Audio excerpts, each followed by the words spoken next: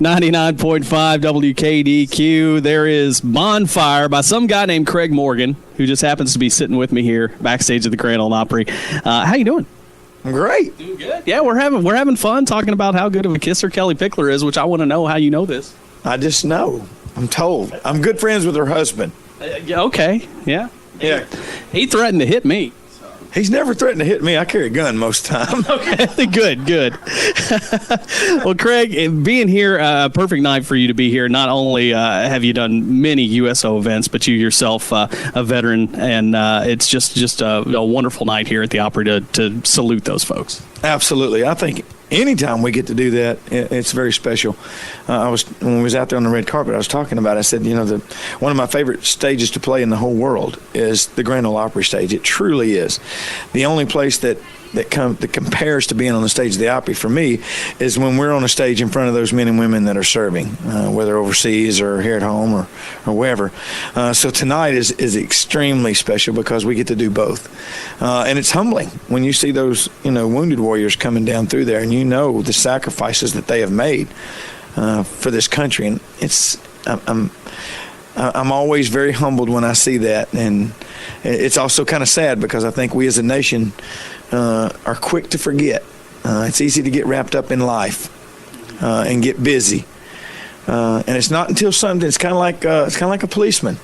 You don't realize how much you want them or need them until you got to have them. And it's the same with the men and women who serve in armed forces. It's easy for us to enjoy our freedoms and forget how free we are until we're not. Well, and we get caught up in things that the media say and things that they say about our troops and everything else. And you've been quick to defend country music and our troops in the media too. Well, I'm just not taking any crap off anybody anymore. I'm at a great point in my life. My farm's paid for. Yeah, that's right. So I've never been one to shy away from saying what I think. But at the same time, I try to respect other people. I know not everybody feels the same way that I do about stuff, and I don't expect them to. I don't want everybody to go turkey hunting.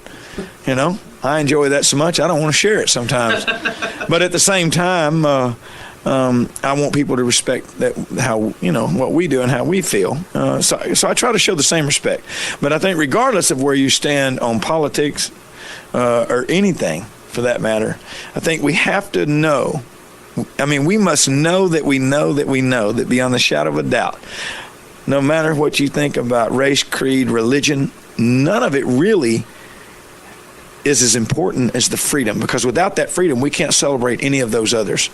Absolutely. And you know what? Freedom's about listening to good music. And you've had plenty of great songs throughout your career. A total radio guy. Totally. Wasn't it, though? You just slid right in. It was, man. That was segue, gold, man. You're good at this. You should have seen me trip all over my words with Lee Greenwood a minute ago. So you got to give me credit for that. No, so we go from everywhere from, stuff like Bonfire and International Harvester, fun stuff, all the way to serious stuff like Almost Home. I'm confused. Well, no, that's great. That shows your versatility. But now I know you've got a new album. You can't talk much about it, but tell us what's coming up. I wish I could tell you it's more of the same, but I don't think it is. For the first time in my music career, in the past, I just tried to make great music. This time I tried to make great music that's relevant, that I can perform, that will allow me to shine vocally, that the consumer will want to buy. And I think we hit all of that.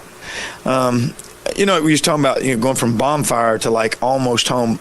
That's great about country music. Even our format, on one end of the spectrum in our format, you can hear a rap song almost, and on the other end, you can hear something that sounds like Gene Watson or Merle Haggard, some of the standards in our genre.